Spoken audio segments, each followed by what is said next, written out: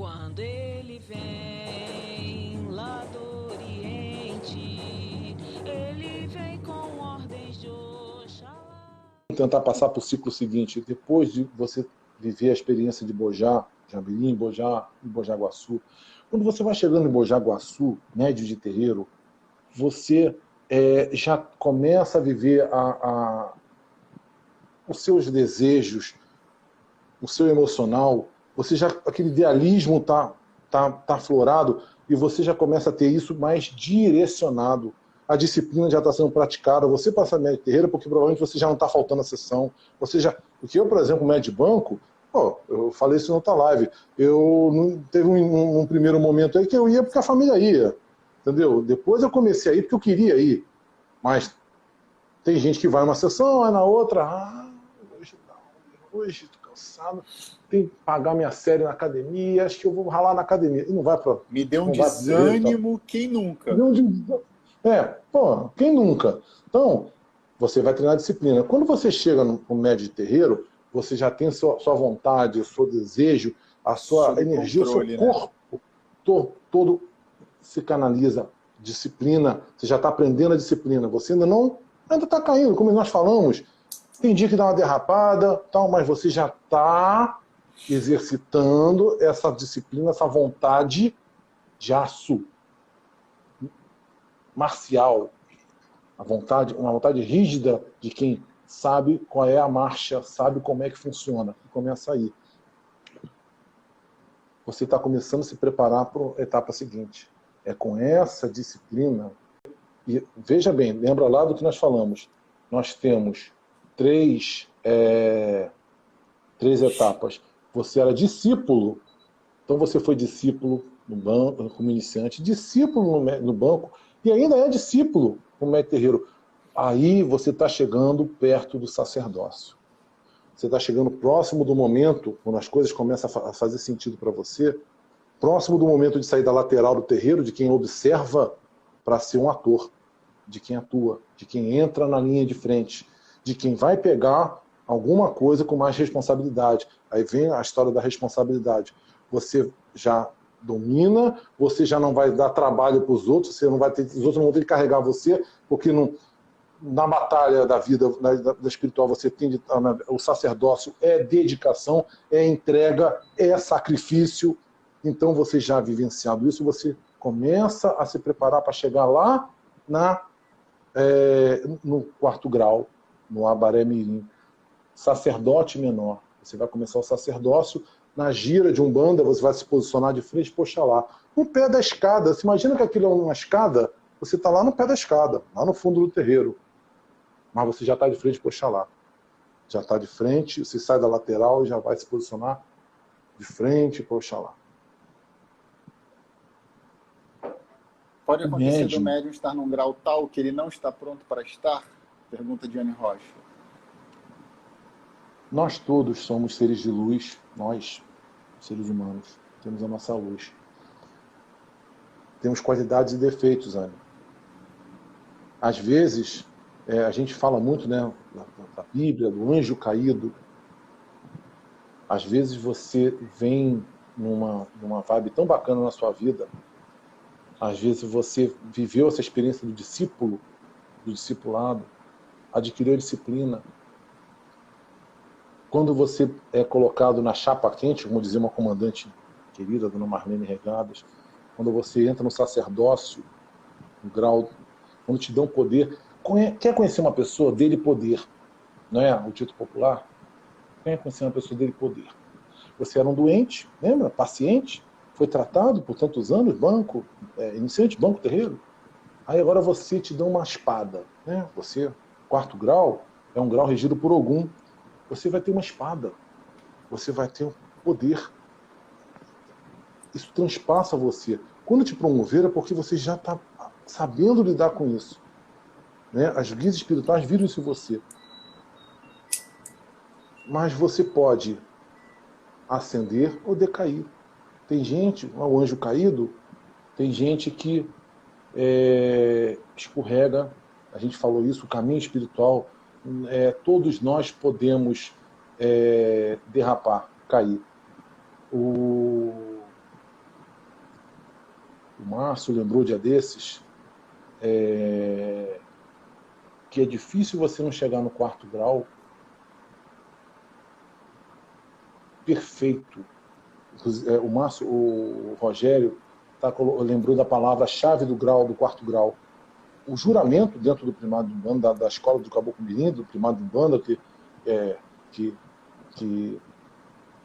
a partir de 52 a Tenda Mirim se adaptou ao primário. Quando eu falo escola do primário, porque passou a ser uma coisa só. A Tenda Mirim, eu acho que talvez eu não tenha deixado isso claro lá no início do nosso papo, a partir de 1952, a Tenda Mirim modificou o seu próprio ritual, modificou sua própria formação, passou a fazer as coisas do jeito que nós conhecemos hoje, e porque ela era a sede do primário de Umbanda e o seu Benjamin foi o primaz por tantos anos. Então, virou uma coisa só. A escola que nós chamamos de escola do primário, com esses nomes e tudo mais, dali para frente passou também a ser a escola de Mirim. É uma coisa só. No 4º grau, o juramento é juramento de fidelidade. O Rogério chamou a atenção da palavra fidelidade. Então, você não está sozinho, você está a serviço de uma força maior. Isso é fundamental. Eu vou ler um trechinho que eu li hoje, durante o dia, de uma autora de 1957, da Johnny Fortune, um livro de cabala dela, muito bacana, e eu citei no Reflexões, eu citei ela e eu passei por isso aqui hoje, achei isso muito legal, vale bem o que a gente vive no 4º grau, no grau desse poder de Ogum. Ela dizia, né, ela alerta sobre a iniciação. Ali, no 4º grau, inclusive na escola tradicional, é quando você faz o seu primeiro juramento. Na tradição, você não faz juramento quando você é paciente. Você não pode jurar uma coisa que você não sabe se vai cumprir. Você está chegando agora, você é doente, você é paciente, você está em desequilíbrio. Como é que você vai jurar uma coisa se você não tem ainda bases fortes, sólidas, para cumprir seu juramento? Então você vive anos no discipulado, anos como iniciante, como banco, como terreiro, para você saber o que você quer. Tem gente que está satisfeito naquilo ali. Porque a mudança de paradigmas é completa. Você passa de uma espiritualidade passiva, de quem busca Deus pedindo, me faz isso, me faz aquilo outro, me ajuda, me cura, me não sei o quê, que é muito típico do Bojá, vamos dizer assim, de quem chega, está começando os primeiros anos num local numa casa espiritualista, para virar um mago, para você começar o sacerdócio, você começa a ser um operador do ritual, um operador da magia, um operador de forças vibratórias. Por isso que eu falo do poder. Então, você começa a ter uma espiritualidade ativa. Você começa a ter, mesmo que você não comande a sessão, não é comando de sessão, mas você, dentro do trabalho espiritual, na própria tenda, no local que você ocupa, os seus guias já estão operando comandos, junto aos médios de banco, nos trabalhos de caridade, junto a uma série de coisas, eu não vou detalhar aqui, mas você já está sendo um operador, você já é um sacerdote. Então você já está operando a magia. Esse poder que eu estou falando, você muda o paradigma, você não fica tão ativo, tão ao sabor do vento, tão instável. A sua estabilidade, a sua força interior, você já pode fazer um juramento. É esse caminho que você quer seguir? O sacerdócio, você faz o primeiro juramento. Inclusive, em algumas teiras é quando você começa a poder dar consulta. Em outras é só no 5º grau. Mas você está forte o bastante para decidir qual caminho você quer seguir. Você quer? Aí você faz o juramento. E o juramento de fidelidade. Por que fidelidade? Porque se você vai numa matilha, num rebanho, chama do que quiser, num grupo, numa... Como é que os soldados gregos andavam? Esqueci, me fugiu a expressão, a formação dos soldados gregos. Eles andavam compactados. Se você quer andar sozinho, se você acha que você é autossuficiente, se o poder subiu a cabeça, se você acha que é Conan um bárbaro, que vai meter a espada em todo mundo, é um lobo solitário, entendeu? Meu amigo, sozinho vão te pegar. Porque você não vai dar, uma hora você não vai dar conta de todo mundo. você anda tão... você se acha tanto que uma hora você vai entrar numa trilha, meu amigo, a emboscada vai ser séria e você vai sucumbir a forças do astral inferior. Porque são esses que interessam. Não é o pobre coitadinho que está chegando na tenda que interessa, não. Entendeu? Interessa é aquele que tem poder. Interessa ao astral inferior derrubar quem tem poder. É derrubar o anjo caído. É esse que é interessante você pegar. Então, aí você faz o seu juramento de fidelidade porque você está junto daquele grupo na tenda. Você é um soldado daquele grupo, e soldado não fica para trás. Vocês vão guerrear juntos a batalha, no trabalho do dia a dia da tenda, da caridade, na vida íntima e na vida da tenda. Você está fechado com a sua tenda, com o seu comando espiritual.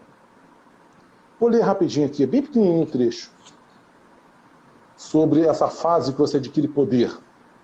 John Fortune fala, lá em 50 e tanto, 55, a manipulação correta do poder é um dos maiores testes que podem ser impostos a qualquer ser humano. Até que ponto de seu progresso nos graus, até esse ponto de seu progresso nos graus, o iniciado aprende as lições da disciplina, controla a estabilidade. Ele adquire, de fato, o que Nietzsche, o filósofo Nietzsche, chama de moralidade do escravo. Uma disciplina muito necessária para a natureza humana impenitente, tão orgulhosa do seu próprio conceito. Com um grau de adeptos maior, contudo, ele deve adquirir as virtudes do super-homem e aprender a utilizar o poder em vez de submeter-se a ele. Mas, mesmo assim, ele não é a lei, e sim o servo do poder que utiliza, devendo seguir-lhes os propósitos e não servir aos seus. Embora não mais responsável perante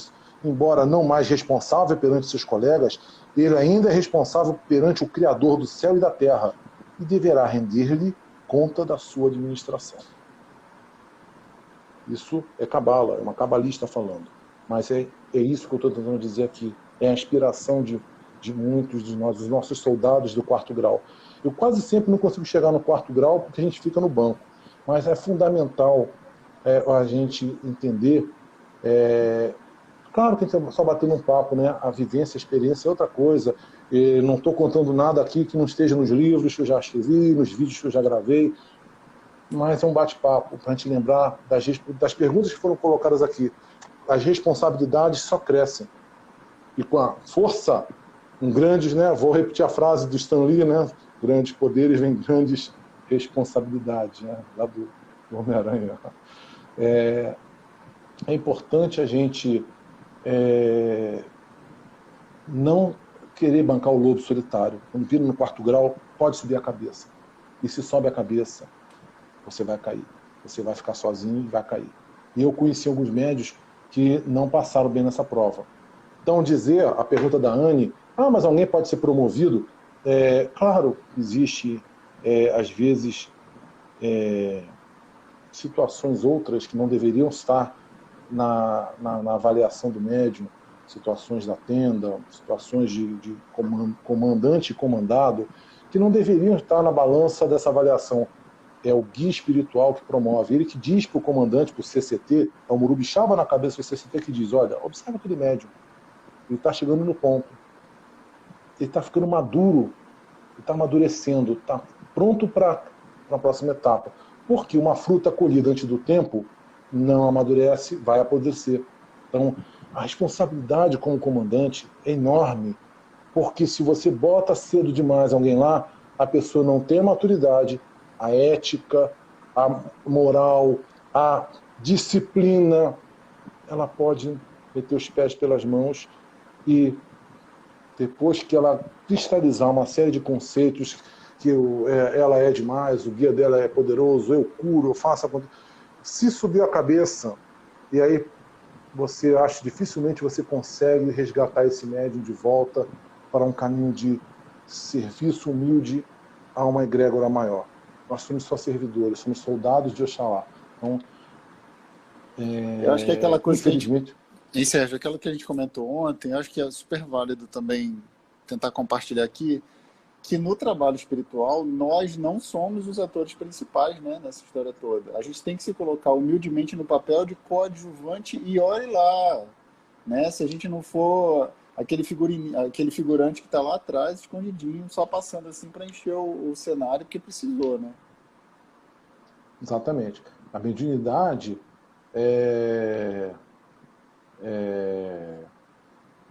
a mediunidade nós somos só médium, é intermediário. A gente tem que lembrar que a gente tem que ser grato por servir, grato por essa luz espiritual nos utilizar para uma coisa tão bonita que nós sozinhos não vamos fazer. Nossa pequenez humana, muitas vezes, a gente não teria condição de fazer, tocar tão a fundo o trauma humana, né? Que só os guias espirituais sabem por você, sabem ir lá e tirar uma carga, seja você no banco, sabe lá e dar a palavra certa e dar aquele consolo.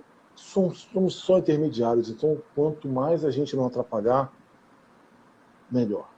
Nossa função é não atrapalhar. Se puder somar, soma. A entidade vai te consultar alguma coisa, vai te pedir. Como você falou na live, a entidade, quando está com a gente, ela tem acesso a todos os seus arquivos. Então, assim, se você tem um bom estudo, se você estuda a doutrina, se você faz o dever de casa, claro que às vezes até a bagagem de vida que você tem para falar com outro ser humano não tem melhor do que outro ser humano.